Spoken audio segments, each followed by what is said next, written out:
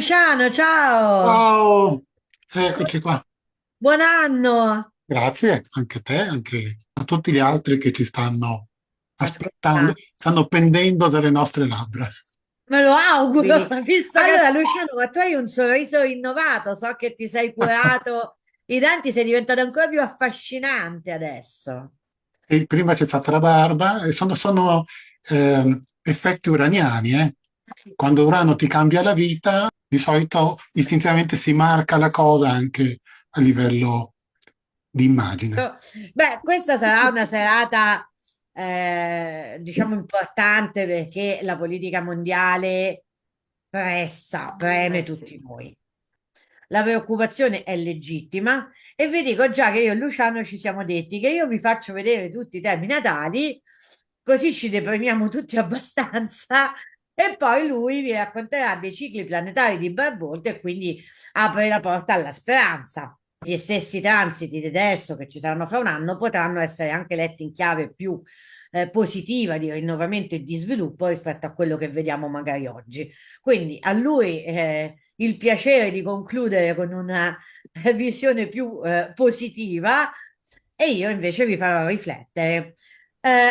Siete preoccupati per quello che sta succedendo? No, Silvera, tu dici no, sono convinta che prima o poi il ciclo riassesta il tutto. Magari su questo Luciano poi ci dirà come si riassesta. Luciano, si riassesta alla fine quest'onda anomala, secondo te? Anomala. Io stavo riflettendo sulla crisi del 2020, che Mhm, pure fu predetta da Barbot, mhm, e anche sulla caduta dell'impero sovietico. mhm. Sono cose avvenute da un momento all'altro. Sì, ma da repentino. Penso che lo stesso Barbot non avesse chiaro i meccanismi che avrebbero poi in concreto portato a certi eventi. Però vedeva i movimenti planetari, i cicli. Quindi quando anche abbastanza di recente mi è capitato di farmi ridere in faccia, quando ha detto no, perché Barbot prevede per il 2026 questo, questo, questo, c'era qualcuno fra i presenti che ridacchiava Mhm. senza neanche nasconderlo. E beh, io in questi casi dico, tanto lo dice lui, cioè, mica me le sono inventate io queste cose. Mhm. Però in effetti capisco che segnali concreti di cambiamenti evolutivi, miglioramenti, non ce ne sono. Per Mhm. cui, escludendo errori clamorosi da parte di Barbot, perché insomma, non Ah, li vedo molto probabili, penso che anche nel 2026 avverranno delle cose all'improvviso. Beh, una l'abbiamo vista nei sì. giorni scorsi col Venezuela. Che nessuno si immaginava una cosa del genere, ovviamente. E poi Eh, sono le conseguenze storiche di questo. Io dico spesso che più che astrologia mondiale, a me piace chiamarla astrologia storica, quindi va al di là della mera attualità. L'attualità è che sappiamo che adesso Maduro è stato preso, spostato negli Stati Uniti, ma a livello storico cosa rimarrà di tutto questo? Che conseguenze avrà? Come cambieranno gli equilibri geopolitici? Che reazioni ci saranno? Ecco, queste sono tutte cose alle quali credo che l'approccio di Barbot può dare una risposta. E i segnali sono ottimisti. Mi rendo conto che poi il progresso, anche storico, sociale, politico, si attua a volte per vie tortuose e problematiche. Il mio compito stasera è cercare di capire alla luce dell'astrologia e dell'esame, quindi dei transiti sulle nazioni e quant'altro, quello che verosimilmente potrebbe essere l'energia dominante su quei paesi e su quelle persone nel prossimo periodo. E poi insomma cercheremo di capire con Luciano in quali cicli astrologici tutto questo si va ad inserire, che poi è la cosa più importante perché come giustamente Luciano ha detto, magari questa cosa che è stata fatta in questi giorni dagli Stati Uniti verso il Venezuela potrebbe poi sull'onda lunga della storia non essere così rilevante come magari qualche altra dinamica. Quindi questo sicuramente da qui a 50 anni, i nostri figli, i nostri nipoti, di cosa avranno ancora delle conseguenze, positive o negative che siano, o cosa invece sarà relegato alla cronaca di quegli anni. È molto interessante.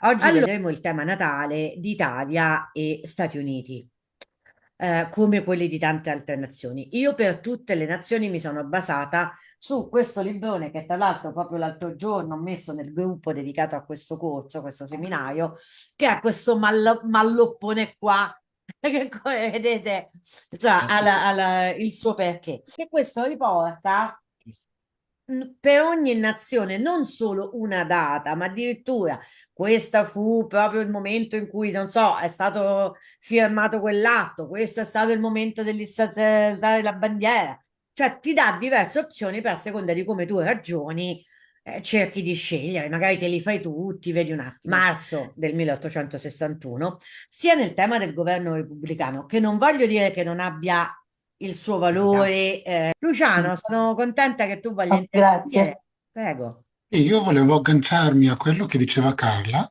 Sì. Innanzitutto, sempre a proposito del ritorno di Urano, Mhm. su Urano, io calcolo spannometricamente un ciclo di circa 84 anni. Sì. Quindi sulla carta che hai mostrato tu, il primo ritorno di Urano fu nel 45. Mhm. E in effetti adesso Beh, hanno più, hanno meno, perché sappiamo che queste sono cifre un po' indicative. In effetti furono anni decisivi per l'Italia, che si trovò a cambiare assetto a livello di alleanze, passare dall'asse sì, agli sì. alleati e così via. Quindi è ragionevole pensare che anche col prossimo congiunzione ci possa essere una cosa di questo tipo, cioè un cambio di rotta della politica e dell'assetto. Diciamo, oggi si parla molto di cacchiere internazionale, ecco. Quindi Sì. l'Italia, che è sempre stata tradizionalmente schierata per certe nazioni, per l'Europa Unita e così via, potrebbe effettivamente cambiare rotta. A proposito di quello che diceva Carla, Mhm. su come nasce una nazione, se nasce dal basso, se nasce dall'alto, qui proprio l'introduzione a questo mattone può dare la risposta, che in realtà questa è un'ottima collezione di carte natali, però l'introduzione è secondo me da studiare a memoria, purtroppo in inglese. Potrei tradurla se magari c'è un editore disposto a pubblicarla in italiano. Perché in realtà alla fine della fiera, Campion intanto dice che noi siamo abituati all'idea che una nazione si unisca, si solidifichi attorno a un passato comune. In realtà, dice, molto spesso avviene il contrario e gli Stati Uniti sono un esempio clamoroso. Cioè, in realtà spesso le nazioni si riuniscono di fronte a un progetto comune. Certo. Poi c'è tutta la problematica delle date di nascita, che adesso non volevo anticipare le cose, però poi vi spiegherò i vantaggi e gli svantaggi di questo approccio, di cercare una data di fondazione rispetto all'approccio di Barbeau che associa certe nazioni o certe aree geografiche piuttosto ai cicli planetari. È proprio quello che anche qui il Campion spiega, che forse quelle che noi consideriamo carte di fondazione le dovremmo considerare momenti topici di una storia nazionale.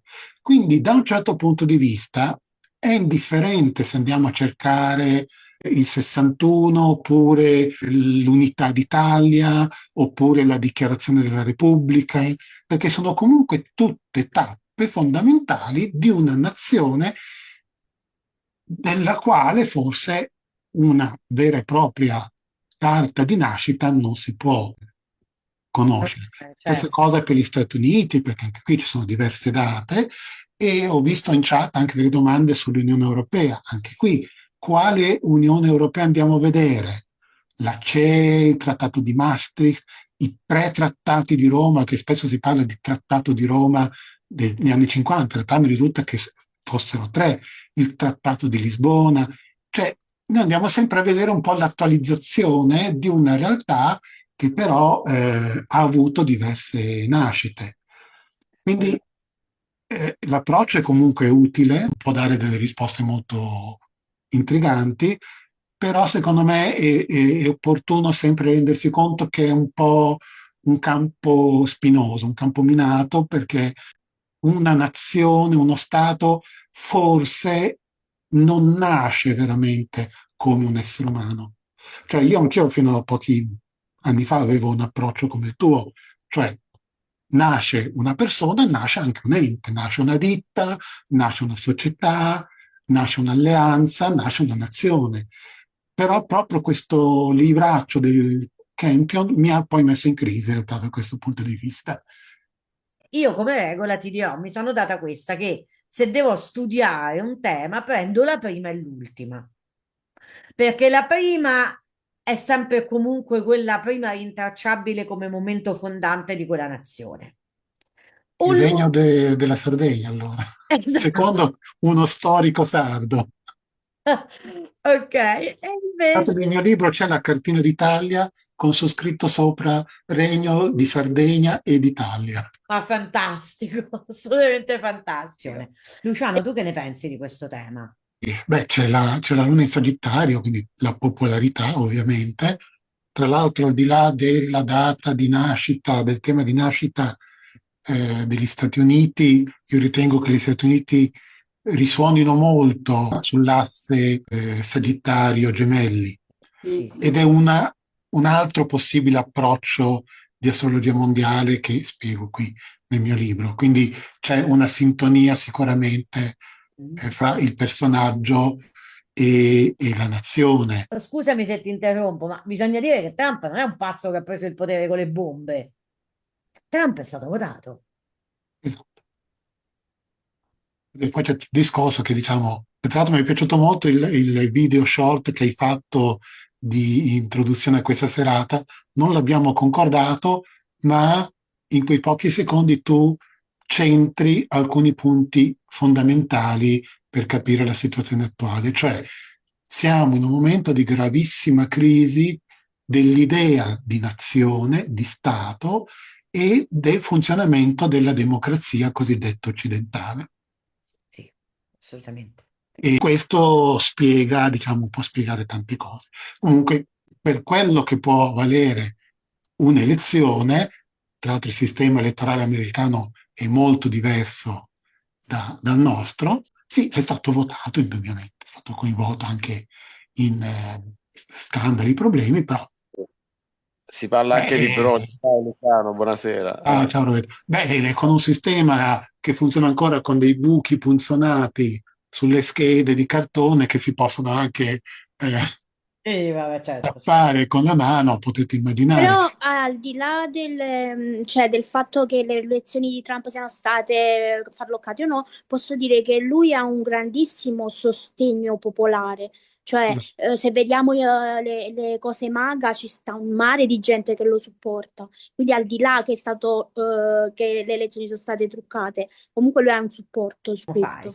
Detto che, vi faccio in breve, Zelensky ha dei transiti pessimi, esattamente come l'Ucraina, quindi al di là che si firmi una pace o meno, l'Ucraina vedrà decurtato il proprio territorio sicuramente di parti importantissime, soprattutto a livello economico e commerciale, tipo il porto di Odessa, questo è sicuro.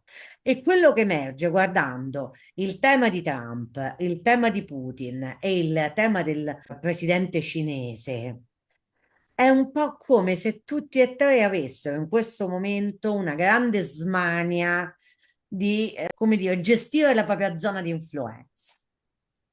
Ecco. Per cui si sono, secondo me, accordati, è stata una cosa che accade non detta, ma silenziosamente tutti d'accordo.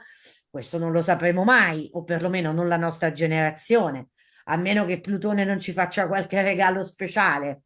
Ma si ha l'impressione netta, guardando i temi, e lo dico perché poi è una serata di previsioni, che ci sia un momento di grande crisi di tutto quello che noi abbiamo visto e vissuto fin qui e che il mondo, così come lo conosciamo, sia in una fase di spartizione a livello di egemonia di tre grandi gruppi di potere che afferiscono da una parte agli Stati Uniti, da parte alla Russia e da parte alla Cina. Che Forse anche più di tre. Sì, assolutamente, Infatti però si parla di mondo multipolare. assolutamente, perché poi insomma, e io vi dico, secondo me, guardando sempre i temi, non faccio previsioni che non siano astrologiche, in Iran, prima che tutto quest'asse fuoco-aria sia terminato, una rivoluzione ci sarà stata. Sapete, quindi pace? No, non andiamo verso un periodo di pace. Quelle che saranno firmate saranno, a mio avviso, assolutamente provvisorie, esattamente come a Gaza, dove siamo all'ennesimo cessate il fuoco, accordo, te ridò questo, te ridò quello, dove non succederà assolutamente niente. Però una cosa positiva c'è, che questi transiti, soprattutto il più lento, quello di Plutone in Acquario, cancellerà tutte queste situazioni, nel senso che arriveranno ad un climax e poi verranno asfaltate, come nella natura di Plutone. Quindi, come vi dissi la prima volta, secondo me i nostri nipoti non sentiranno più parlare di questione del Medio Oriente, piuttosto che, ma avranno altri problemi che stanno nascendo in questa fase qui. Un nuovo assetto, c'è una crisi e quindi un nuovo assetto che deve nascere. Non saranno anni semplici, anche perché quando il mondo comincia a essere gestito da grandi forze che tendono la mano, no? Verso interi continenti, c'è evidentemente qualcosa di profondamente errato. Quindi bisognerà capire se Plutone in Acquario da questo punto di vista farà piazza pulita di questa tendenza all'egemonia o se paradossalmente darà il supporto tecnologico a questa egemonia per sopravvivere. E questo non lo possiamo sapere.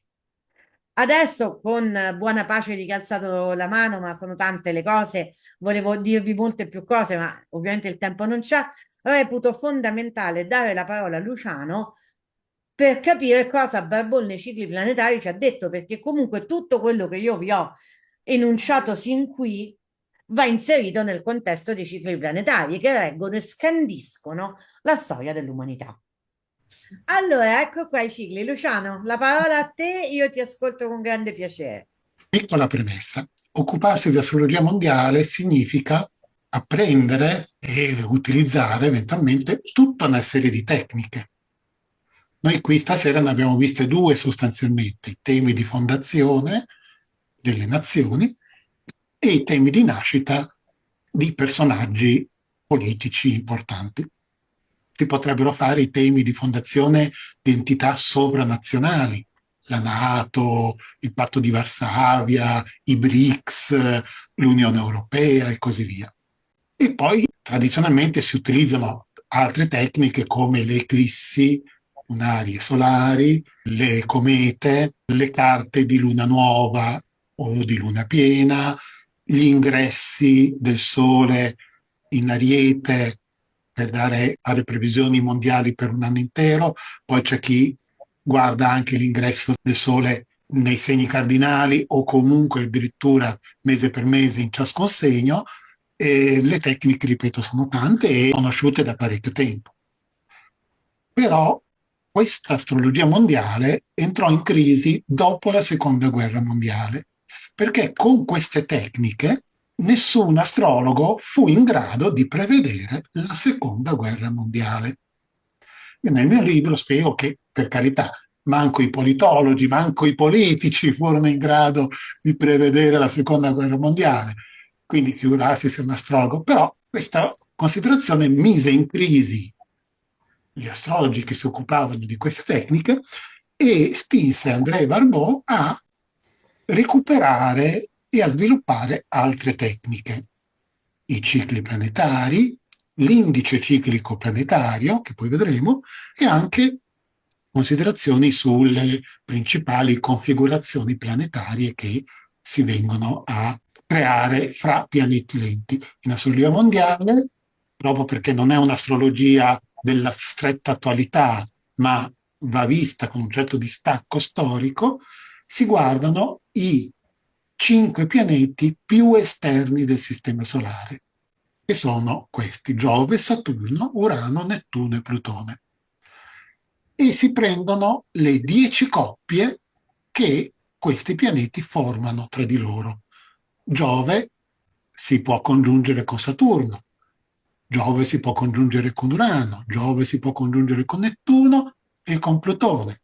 A sua volta Saturno, non consideriamo Saturno-Giove perché abbiamo già visto Giove e Saturno che è la stessa cosa, Saturno si congiunge con Urano ogni 8 anni, Saturno si congiunge con Nettuno, Saturno si congiunge con Plutone e così via. Si arriva alla fine a 10 coppie di pianeti, che sono queste. La durata che c'è di fianco a ciascuna coppia indica ogni quanti anni questi pianeti si congiungono. Immaginate che ci sia sempre scritto circa 5 secoli, circa 171 anni, circa 120 anni, perché sennò non finiamo più. E in rosso ho scritto le date in cui questi pianeti sono stati o saranno in congiunzione. Poi in realtà Barlow fa tutto un discorso, prende anche il periodo fra una congiunzione e quella successiva, perché c'è una fase che lui chiama evolutivo-espansiva, che parte dalla congiunzione fino all'opposizione, quando il pianeta più veloce aumenta la sua distanza angolare dal pianeta più lento. Poi, dall'opposizione alla congiunzione successiva, si parla di ciclo in fase involutiva. Nel 2020 avevamo che di 10 cicli, 9 o 8 come minimo erano in fase involutiva, in fase di riavvicinamento. Adesso, piano piano, da 2020 adesso la situazione si è capovolta.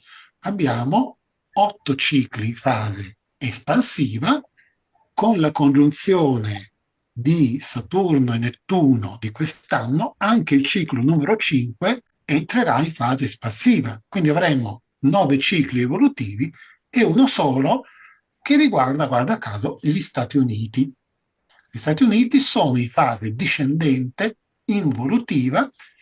La teoria che sta alla base di queste considerazioni, di questa definizione, è che quando ciascuna accoppiata crea una congiunzione, nasce qualcosa in effetti. Inizia un nuovo ciclo. Nasce una teoria, nasce una nuova fase di qualcosa preesistente, c'è un passo avanti, è un po' una via di mezzo tra i corsi storici di Giambattista Vico e l'idea hegeliana di tesi, antitesi, sintesi a livello superiore. La congiunzione crea una tesi, la fase espansiva del ciclo sviluppa questa tesi, con l'opposizione nasce l'antitesi e poi nella seconda parte del ciclo la tesi iniziale entra in crisi e piano piano dà spazio al progresso, alla novità, alla nuova fase. Parlare di cicli automaticamente direi che esclude l'idea di, che so io, della bomba atomica o dell'asteroide che distrugge tutto, perché parla in realtà di una vita o di una storia umana regolata da cicli, i quali ci possono portare ovviamente a fasi più o meno migliori, fasi più o meno peggiori. Come potete vedere da questa slide, è possibile anche individuare a quali cicli o a quale ciclo risuona una certa nazione, una certa area geografica, un certo tipo, un certo approccio o idea politica o economica. Per esempio abbiamo il capitalismo che risuona al ciclo numero 4. Qual è il paese più capitalista del mondo? Gli Stati Uniti, ovviamente. Abbiamo l'Europa, in particolare l'integrazione economica europea, che è stata studiata attentamente da Barbault e modestamente dal sottoscritto, che risuona molto al ciclo Giove-Saturno. Ci ho aggiunto io l'Italia, perché Barbault, come francese, e sapeva dire che la prima repubblica risuona, c'è questo ciclo, la seconda repubblica quell'altro, l'impero, però ovviamente non c'era posto per uno studio approfondito dell'Italia. Anche se lui parla dell'Italia, però in relazione all'andamento della seconda guerra mondiale. Nella seconda guerra mondiale l'Italia, prima dell'8 settembre, reagisce, lo sappiamo anche a livello storico, pienamente in accordo con l'asse tedesco-giapponese. Dopo l'8 anche i cicli planetari spiegano bene l'evoluzione dell'Italia in base al ciclo numero 9, che è quello degli alleati. Quindi il cambiamento, il ribaltone, diciamo, i primi ribaltoni della storia italiana si può anche rispecchiare in questo tipo di cicli. Io poi, illuminato dal libraccio di Nicolas Campion, quando lui dice i temi di fondazione, ce ne possono essere più di uno della stessa entità politica, che appunto magari cambia da monarchia a repubblica, bla bla bla, cambia la Costituzione, cambia il presidente, se li consideriamo come atti fondativi o momenti topici della storia di quel paese, a questo punto io ho fatto quel lavoro che ha fatto anche Amata e lo spiego appunto nel mio libro. Cioè, andiamo a prendere i momenti topici, alcuni sono tanti, della storia dell'Italia e vediamo quali tra i 5 pianeti più esterni formano aspetti angolari tra di loro significativi nei vari momenti. Se notiamo che ci sono sempre quei 2, 3, 4 pianeti, una volta in opposizione, una volta in quadratura, una volta in sestile, una volta in congiunzione, abbiamo la risposta. Quella nazione risuona al ciclo di quei 2 o 3 pianeti. Quindi, secondo me, dagli studi che ho fatto io, l'Italia risuona al ciclo europeo e quindi questo spiega perché fino a relativamente pochi anni fa, l'Italia, gli italiani siamo sempre stati entusiasti dell'idea di un'Europa unita, che nasce con Spinelli e nasce appunto con i trattati di Roma negli anni 50. Questa idea è attualmente un po' in crisi, però se la prendiamo per buona, in effetti una prima risposta alla domanda ma resteremo sempre legati a questa Unione Europea è magari non necessariamente a questa Unione Europea, però sicuramente l'Italia confermerà, secondo me, la sua, diciamo, vocazione europea o europeistica. Il ciclo 4 e il ciclo 5 sono importanti perché il ciclo numero 4 riguarda gli Stati Uniti, che in questo momento storico sono forse il punto debole dello scacchiere internazionale.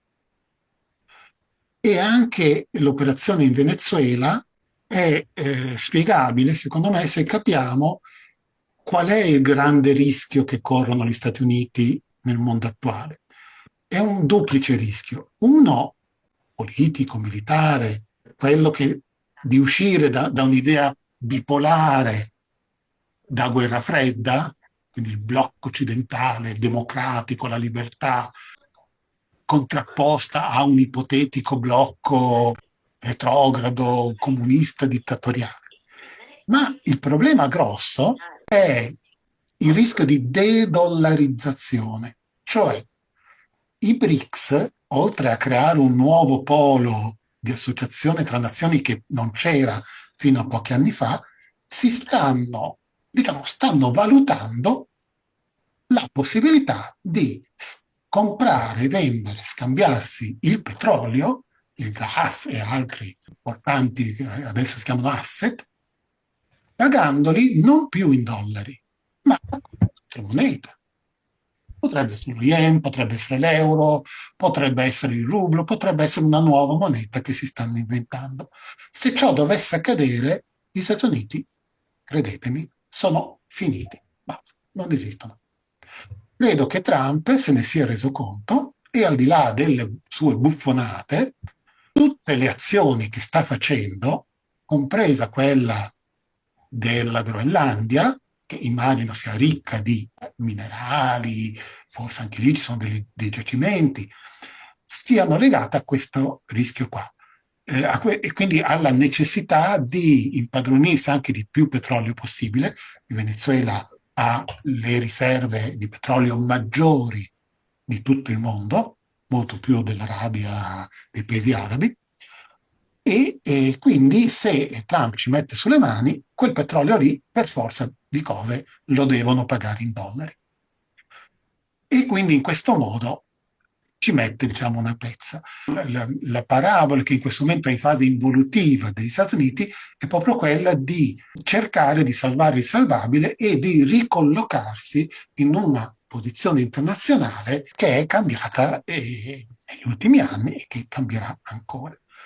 Altro ciclo importante è il ciclo Saturno-Nettuno, si congiungono ogni 36 anni e ci sono le date in cui ci sono state le varie congiunzioni, e in base a questo ciclo e ad altri suoi studi, Barbault poté prevedere in anticipo la dissoluzione dell'Unione Sovietica, quella che oggi chiamiamo caduta del muro di Berlino, perché questa congiunzione ci fu nel 17 con la rivoluzione bolscevica, nel 53 quando morì Stalin, nell'89 cade il muro di Berlino, 25-26, io già ad auspicia, già dall'anno scorso e anche prima, dico qui succede qualcosa di grosso con la Federazione Russa.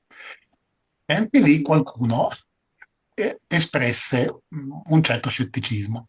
Ma cosa vuoi che succeda? A meno che ammazzino Putin, ma è difficile, a meno che gli venga un colpo, ma è difficile, lui è saldo nel suo potere, vabbè, insomma, che ne so io, Barbault, anche quando previde la pandemia, non credo che fosse stato in grado di prevedere per filo e per segno come, quando e in base a quali meccanismi o decisioni politiche, sanitarie, si fosse arrivata alla situazione poi di grave disagio che ci ha colpiti. Credo che anche la dissoluzione dell'Unione Sovietica, fino al giorno prima, nessuno poteva essere in grado di prevederla in termini concreti. Quindi penso che anche adesso questa congiunzione di Saturno e Nettuno porterà a qualche evento improvviso. Va detto che questa congiunzione riguarda non solo la Russia, attuale Federazione Russa, ma anche più in generale i movimenti politici, ideologici di sinistra, comunisti, socialisti.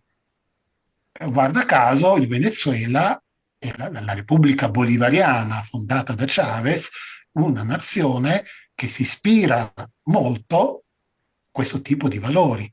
Infatti Chavez era grande amico di Fidel Castro e quindi tutto sommato anche qui possiamo vedere qualche problema di convivenza fra il capitalismo e, diciamo così, il comunismo. Poteva essere un regime dittatoriale, sì, probabilmente. Va detto un'altra cosa, se entriamo nelle questioni politiche, dittatura, democrazia, così, ho già accennato prima, la nostra idea di un sistema democratico, parlamentare, rappresentativo, basato su libere elezioni, è in grave crisi. E l'abbiamo visto di recente anche con elezioni in piena Europa, non so se non ricordo se in Romania, in Bulgaria, vince un candidato che non ci piace, diciamo che ci sono stati brogli, rifacciamo le elezioni. Tutti i paesi fondati su questo metodo, che per il momento è il migliore o il meno peggio, hanno un elettorato, un'opinione pubblica divisa 50-50.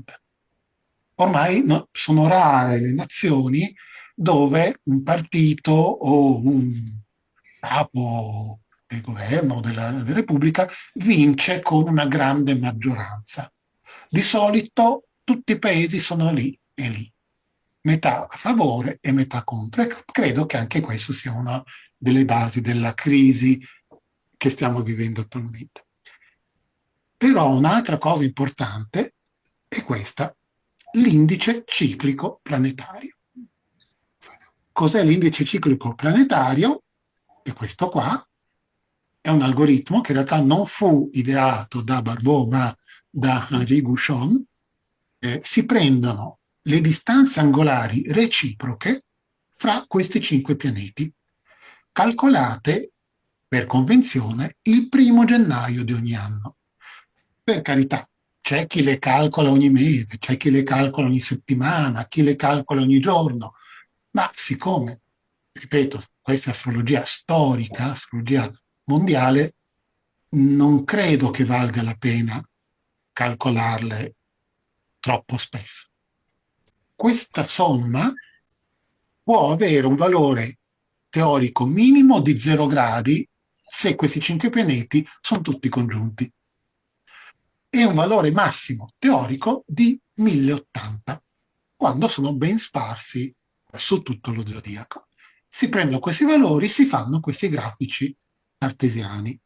Questo è quello del secolo scorso e questo è sotto quello del nostro secolo attuale. Cosa dice la teoria alla base di questa tecnica? Sottolineo che sono teorie, quindi attenzione prima a dire che è assoluta verità. Vanno verificate. Io nel mio piccolo l'ho fatto, ma invito anche voi a verificare l'esattezza, la coerenza, la precisione di queste tecniche. L'idea è che quando questo indice è vicino ai valori massimi, 1080, valore massimo, corrisponderebbe a periodi di benessere, ottimismo, progresso scientifico, artistico e cose varie. Quando ci sono degli affossamenti, questi corrisponderebbero a crisi, guerre per esempio, pandemie. Secondo Ciro Discepolo, i picchi, gli affossamenti, voglio dire, corrisponderebbero a un aumento di mortalità, quale che sia la causa, anche incidenti stradali, per dire. Io nel mio libro ho studiato questi cicli a partire dal V secolo d.C., giusto per non partire da Adamo ed Eva, che insomma è un po'. E sì, più o meno, sì. Secondo me funzionano. Funzionano molto bene dal 1700 in poi. E in un mio video su YouTube penso di aver capito anche perché. Allora vediamo comunque se è vero che gli affossamenti corrispondono a periodi cupi. Qui nel 1920 abbiamo un primo affossamento, però non è tanto il valore assoluto che ci deve interessare, quanto qualcuno l'ha chiamato il delta, mi sembra Michele Pellegrini, cioè la variazione, il fatto che è comunque un affossamento tra 2 picchi elevati. 1920, la prima guerra mondiale e anche l'epidemia di spagnola, che fece più morti della guerra stessa. E poi la troviamo anche in corrispondenza, un affossamento più evidente, in corrispondenza della seconda guerra mondiale. Poi negli anni 50 abbiamo una risalita, benessere, rinascita, il piano Marshall di tanti paesi, e poi un altro affossamento piuttosto evidente nella prima metà degli anni 80. Qui sono successe delle cose interessanti. Ci fu l'AIDS, però ci fu anche la nascita di Internet sostanzialmente. E pur in una fase di risalita abbiamo appunto la dissoluzione dell'Unione Sovietica, le cui radici probabilmente risalgono proprio a questo affossamento. Nel secolo attuale abbiamo avuto, questa parte che ho ingrandito, un affossamento proprio piatto, calma piatta, per 3 anni consecutivi, dal 20 al 23, e io ho scritto i valori di questo indice, vi ricordo, da 0 a 1080. In realtà 500 non è un valore così basso, però noi sappiamo che cosa ha comportato. Lockdown, ingiustizie, proteste, tante cose, depressioni, psicodemia. Prima in chat qualcuno parlava dei giovani d'oggi che hanno dei problemi psichici.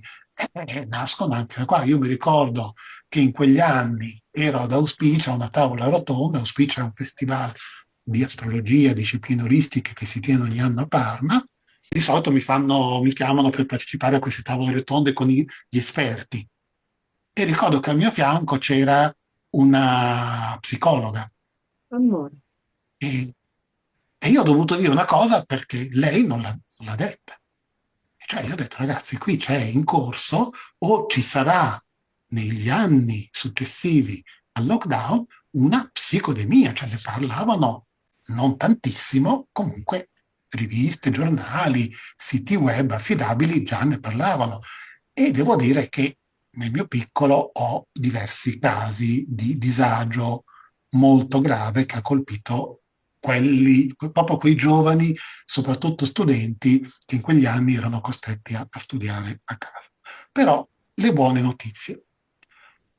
Le buone notizie sono che questo indice è in risalita ed è in risalita molto rapida.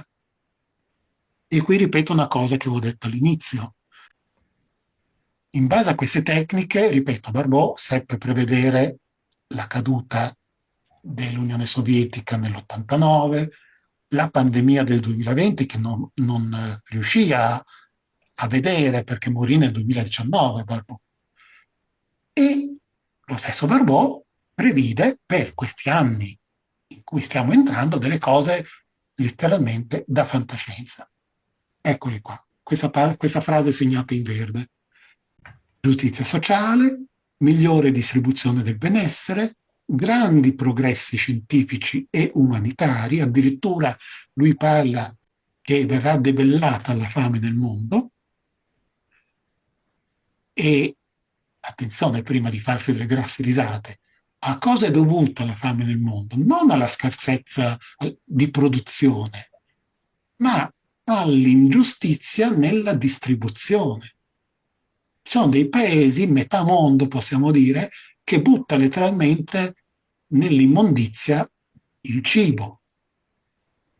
Prendiamolo e mandiamolo ai paesi che hanno bisogno.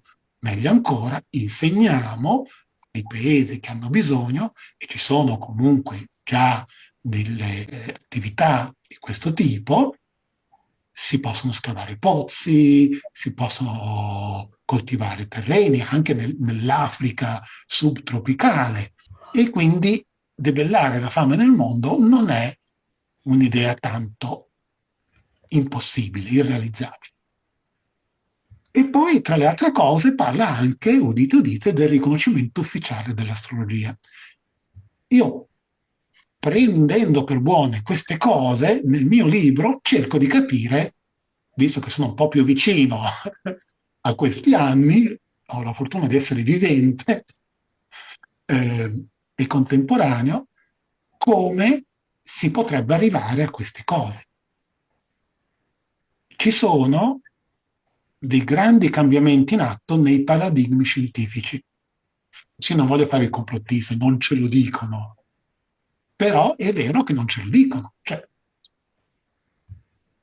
mentre ci sono dei personaggi un po' pittoreschi che dicono non guardate la TV, non leggete i giornali, dico ma sì, ma guardate la TV, andate magari a cercare certi canali, certe TV locali, se sapete le lingue, guardate i canali satellitari, ormai non occorre neanche più avere un abbonamento, su internet si trova di tutto. E lì potete trovare nella TV messicana, nella TV francese, nella TV inglese, delle cose molto interessanti. Ci sono quindi dei cambiamenti importanti, si sta arrivando al computer quantico, si sta arrivando a una meccanica quantistica che potrebbe portare alla produzione di velivoli tipo UFO, di produzione assolutamente terrestre, e tra l'altro io mi aspetto una cosa di questo tipo con Urano in gemelli, perché già nel 84 anni fa Urano in gemelli portò una rivoluzione dell'aeronautica. In più l'umanità, da che è umanità, è sempre stata coinvolta in conflitti. Tra l'altro il mio libro è stato letto da una storica Cioè una di quelle che ogni tanto compare in TV, ogni tanto fa programmi con Paolo Mieli, insomma, e è appassionata di astrologia, non posso dire chi è, ha comprato il mio libro, il mio libro di astrologia storica, lo legge una storica, dico, fammi sapere se trovi qualche castroneria. No, no, sono tranquillo. Anzi, mi ha detto, ho prestato molto a questa frase qua. Cioè, noi siamo immersi in conflitti giorno dopo giorno, non c'è mai stato un giorno in cui c'è stata pace dappertutto. E, però forse potremmo anche arrivare a un periodo di pace. Non saranno anni facili. Per arrivare, per esempio, a una maggiore giustizia sociale, non c'è da aspettarsi che ci cada dal cielo. Allora, sulla giustizia sociale va detto una cosa.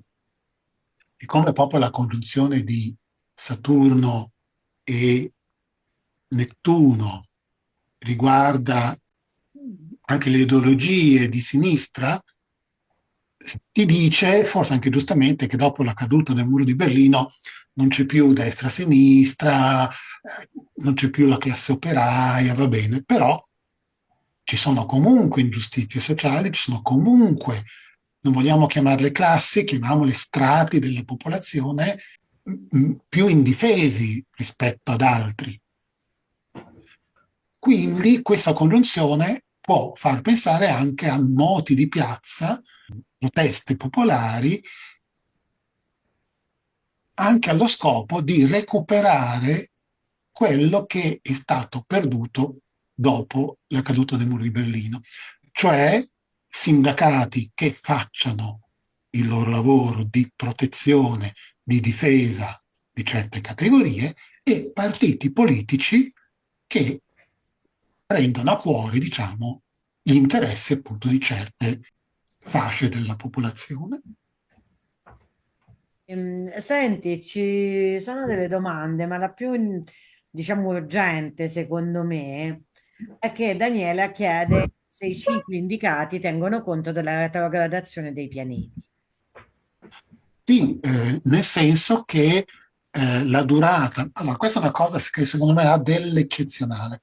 Noi viviamo, allora in quest'altro libro qua, io mi chiedo se il nostro sistema solare è la norma o l'eccezione dell'universo, perché è regolato da cicli incredibilmente regolari. Non è scontato che Giove e Saturno si congiungano ogni 20 anni. Perché non si congiungono una volta ogni 20 anni, una volta dopo 20 anni, un'altra volta dopo 30? Perché hanno delle orbite fatte in un certo modo e così via. E trovo fantastico che ciascuna coppia di pianeti abbia, pur aggiungendo il quasi, un'estrema regolarità.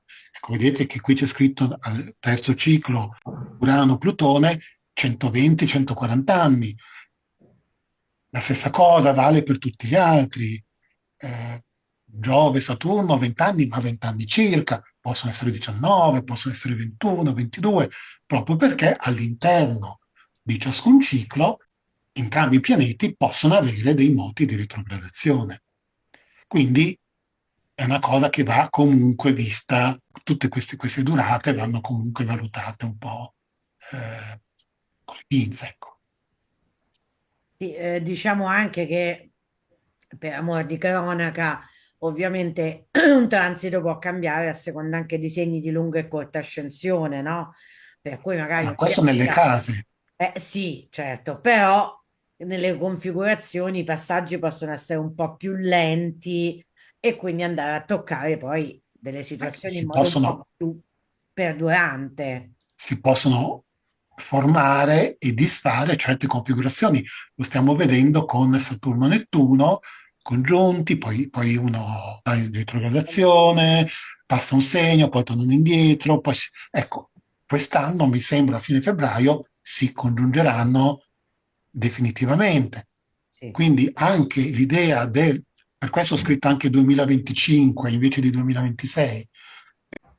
Poi c'è un'altra cosa che va detto, non è detto che gli eventi avvengano immediatamente quando c'è una certa configurazione.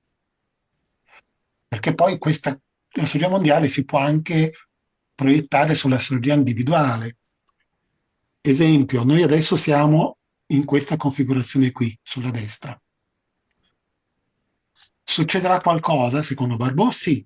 Però intanto cosa succede? Succede che sotto questa configurazione nasceranno degli individui che dopo 15, 18, 20 anni saranno adulti, quindi in grado di influenzare e modificare la storia umana.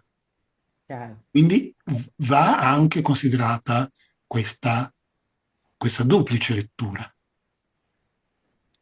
È molto interessante. Quindi, insomma, tutto sommato, dai, stiamo andando verso cambiamenti epocali Esatto. Sono del... dovuti intanto al fatto che non un solo pianeta, ma diversi pianeti hanno cambiato o cambieranno segno. Perché anche questo è un modo per fare astrologia mondiale. Questo qua. Plutone entra in Acquario, ok. Vediamo cosa è successo quando è entrato in Acquario la volta precedente, quella precedente ancora e così via. Nettuno entra in Ariete, ok, vediamo cosa è successo la volta precedente. Però non è Plutone che cambia il mondo, non è Nettuno che cambia il mondo, è il fatto che di questi 5 pianeti lenti praticamente tutti hanno cambiato o cambieranno di segno e quindi cambiano quello che, un termine che a me non piace molto, però lo devo usare, cambiano le energie, diciamo. Sai che io sono junghiano, quindi secondo me forse c'è qualcosa che chissà, magari la fisica scoprirà che veramente ci sono delle influenze, delle leggi scientifiche che noi oggi non comprendiamo ancora, che potranno spiegare i meccanismi dell'astrologia e quindi renderla accettabile anche a livello accademico. Rispetto alla configurazione del 2020, dove c'erano delle quadrature, dei semiquadrati, qui abbiamo questo triangolo molto simpatico. Quindi abbiamo da un lato il trigono Plutone-Urano e al centro di questa distanza di 120 gradi si forma la congiunzione Saturno-Nettuno, che quindi fa un sestile sia con Plutone che con Urano. Questi sono i significati che in parte presi da Barbò, in parte frutto del mio insano ottimismo, penso di poter dare a questa configurazione. Non ci sarà un conflitto nucleare, perché, eccolo qua, sestile evolutivo Nettuno-Plutone, è come se le forze più profonde dell'umanità, positive e negative, le forze plutoniane, il lato ombra, la forza bruta, il peccato originale, se vogliamo metterla in questi termini, e il lato ideologico anche, ma anche idealista di Nettuno, si mettessero d'accordo per evitare conflitti peggiori di quelli che, insomma, a cui stiamo assistendo. Ecco, poi sono cose che più o meno ho già detto. Qualcuno parlava in chat, poi rispondo volentieri alle domande, di queste eclissi. Mm-hmm. Questa è un'eclissi che... sulle eclissi io ho un atteggiamento ambivalente. Ti ricordi, Amata, che volevamo fare un incontro eclissi, realtà o leggenda? È una tecnica molto interessante che io non ho mai approfondito, ma questa sarà un'eclissi che perfino gli astronomi chiamano già l'eclissi del millennio, perché sarà visibile lungo questa fascia che è sostanzialmente la mezzaluna fertile, il Mediterraneo, la culla della civiltà. Sarà visibile anche a sud della Sicilia. Se vi mettete proprio all'estremo sud della Sicilia la vedrete parziale, ma credo che a Lampedusa, un pochino oltre, già in pieno Mediterraneo, sarà eclisse totale. E poi è una tecnica a parte, ne parleremo quindi anche ad Auspicia, perché ci sarà anche un video che parla o spiega come certe eclissi, non tutte, certe eclissi, quando sono accompagnate da particolari configurazioni planetarie, hanno marcato oggettivamente periodi pandemici nel passato. Vabbè. Allora, permettetemi di dire due cose, faccio come dire la Vergine che ama la statistica. In vista della mia presenza con Luciana d'Auspicia, terremo questa tavola rotonda susseguente appunto alla proiezione di questo corto che racconta l'utilizzo anche delle eclissi per prevedere o comunque descrivere al meglio le catastrofi, in particolare le pandemie nella fattispecie del corto. Ho fatto delle ricerche perché poi non si può andare, voglio dire, allo sbaraglio. Io l'eclissi sugli effetti che possano avere nei temi natali dei singoli ho dei dubbi veramente molto molto grossi, ma che abbiano una certa influenza su dei grandi periodi, non tanto come elemento scatenante, ma come attivazione di tutta una serie appunto di cicli planetari e di influenze che con un'eclisse toccano l'apice.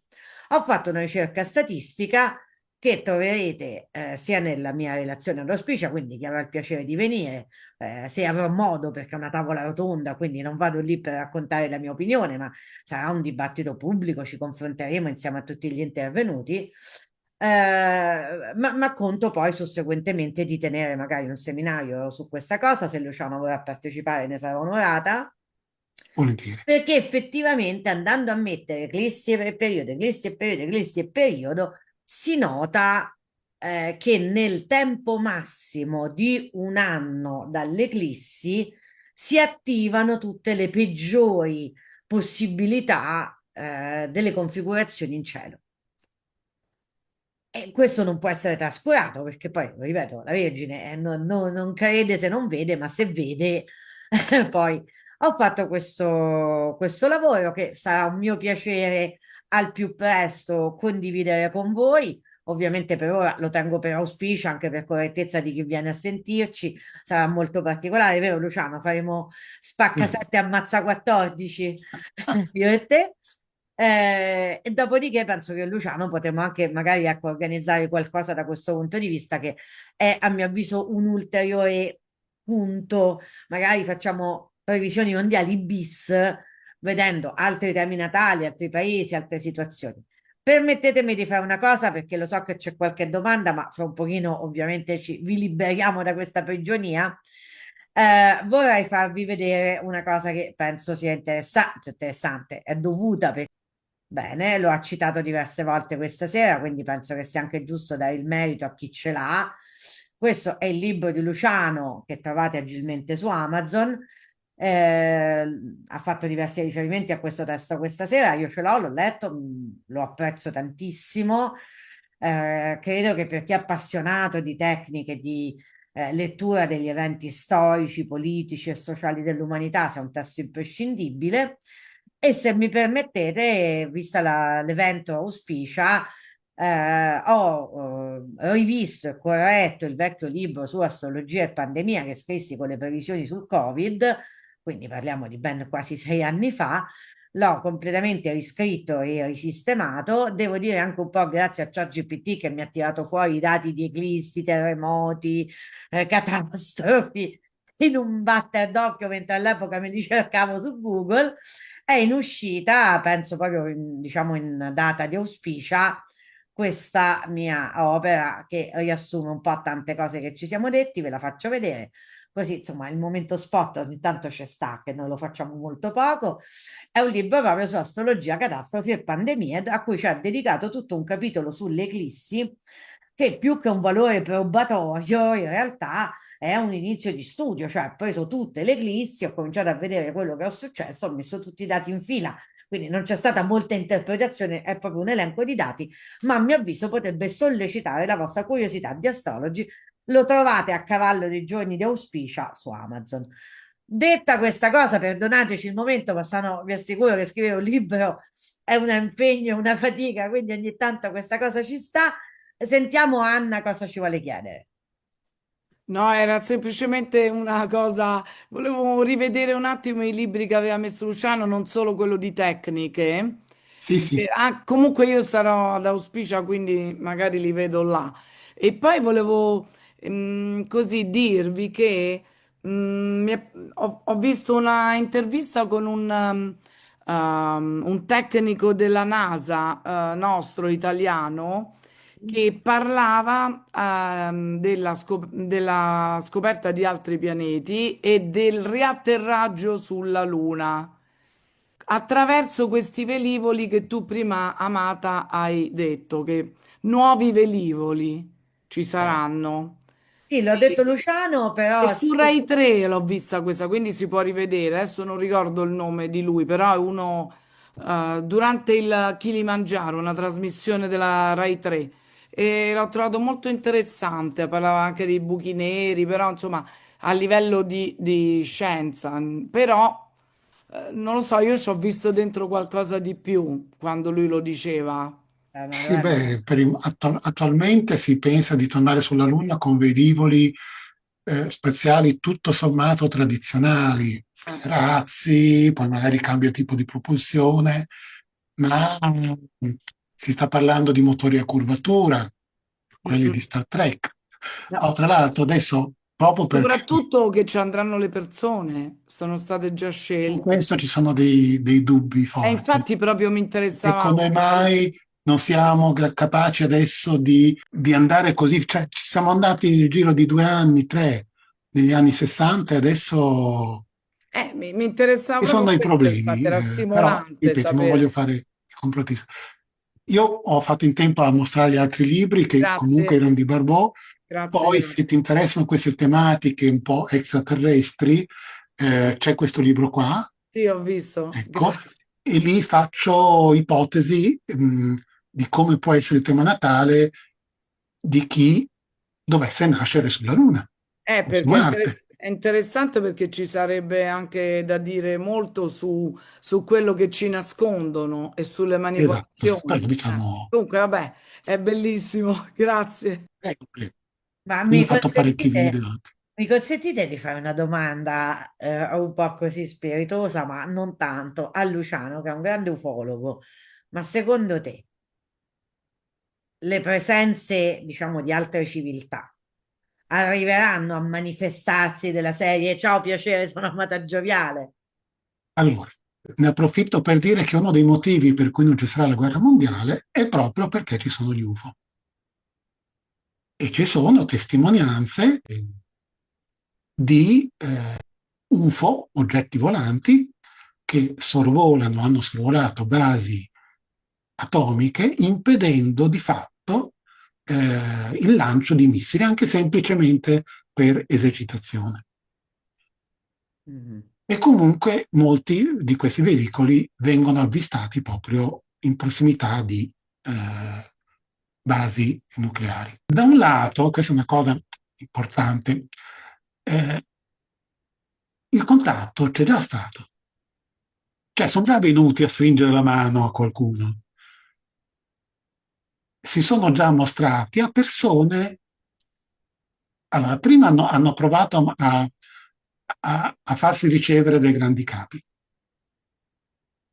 Anche Giovanni XXIII, c'è una testimonianza del suo segretario, defunto Loris Capovilla, che racconta in un libro di Peter Colosimo di un incontro che loro due ebbero nei giardini di Castel Gandolfo.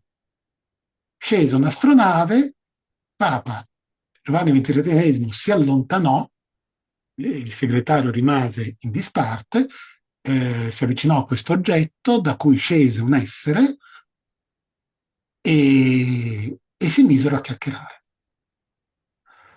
Poi questa navicella volò via e il Papa non riferì tutto il discorso, disse soltanto, commentò qualcosa del tipo il mondo è pieno di meraviglie, l'universo, ci potrebbero essere diversi mondi. Eh, Così. con Giovanni Paolo II, il direttore della Specola Vaticana, si chiedeva, anche Papa Francesco, che forse non è stato un vero Papa, altro discorso, anche questo è importante da capire, di chiese, cioè alla Chiesa cosa interessa? Ma li possiamo battezzare? Cioè a loro interessa questo. Cioè non è se ci sono o no, capito? Non è questo il problema, quindi loro lo sanno.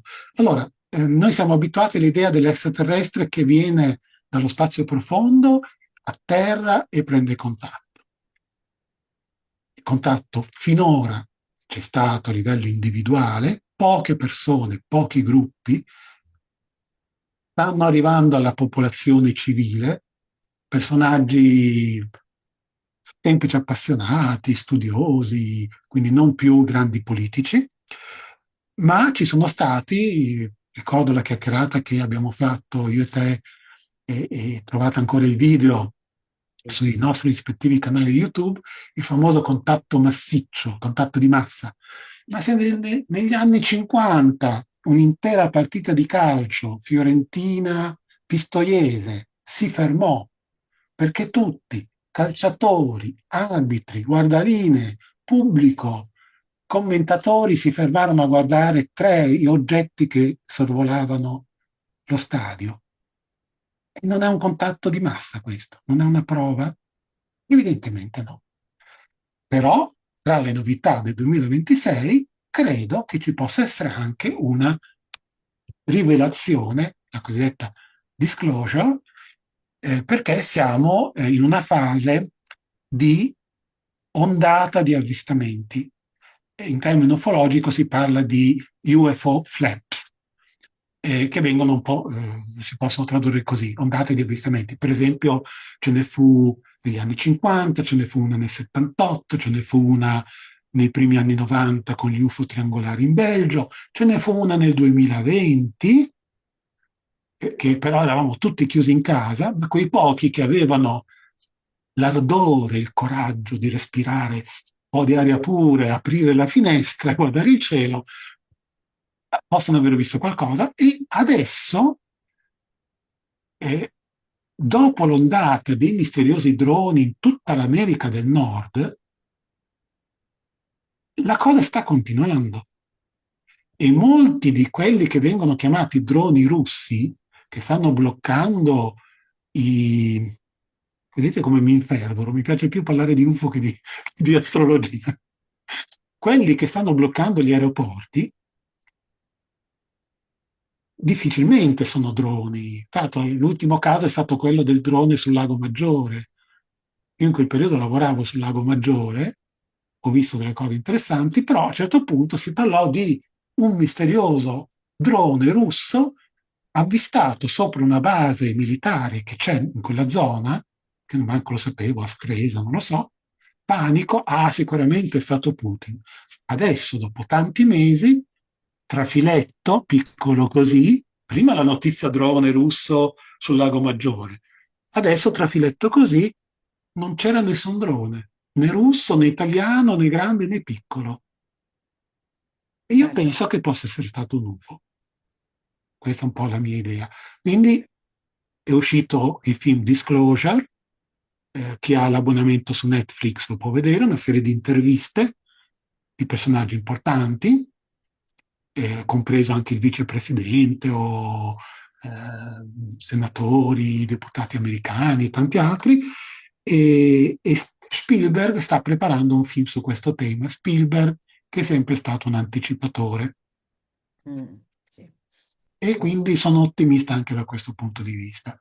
Attenzione però, sono buoni, sono cattivi, che cosa vogliono? Ci sono tante varietà, anche qui sul canale, sul mio canale in particolare consiglio, perché poi ho diviso, ho fatto una maratona sugli UFO e poi l'ho divisa in 3-4 filmati, arricchendoli di altre cose, filmatini, spezzoni, e gli spiego che, attenzione, sono tante razze, ciascuna sembra che abbia un suo piano, un suo progetto. Quindi attenzione prima di definirli angeli, ma attenzione anche prima di definirli demoni o invasori. La realtà è molto più complessa. Concludo. Per me il fenomeno UFO fa parte di un fenomeno più generale che si chiama parafisico, e cioè ci sono esseri di cui l'essere umano ha sempre parlato, nelle cronache dell'antichità si è sempre parlato di questi esseri, gli gnomi, i folletti, gli angeli, i segni nel cielo e così via, esseri interdimensionali e si fanno vivi quando vogliono loro. Quando vogliono loro si presentano come marziani o venusiani, ma noi che ne sappiamo? Mica li possiamo chiedere il documento d'identità. Da dove vieni? Eh, Allora, per concludere questa bellissima serata che spero vi abbia appassionato ed intrigato, la concludiamo come nel mio stile con una risata. Quando Luciano ha tenuto per noi un seminario proprio sugli UFO, che non so se sia libero su YouTube, francamente non me lo ricordo se è libero o nascosto, ma magari lo ripetiamo prossimamente. sì, C'è una cosa divertentissima. Sapete gli screenshot che si fanno della lezione? No, io li colleziono perché è un mio piacere ricordare certi eventi. Si vede Luciano che fa un display con tutte le ipotesi di razze aliene, quindi si vedono tutti i quadratini come si vedono adesso le vostre facce, con tutti gli alieni e Luciano da una parte. Sembrava proprio che stesse facendo lezione ad un gruppo di alieni. Cioè, dovete vedere, guardate, il domani lo recupero quello screenshot e ve lo metto nel gruppo che è divertentissimo. Dico, ma chi c'era a fare lezione ieri? Quindi fu una cosa veramente molto molto simpatica.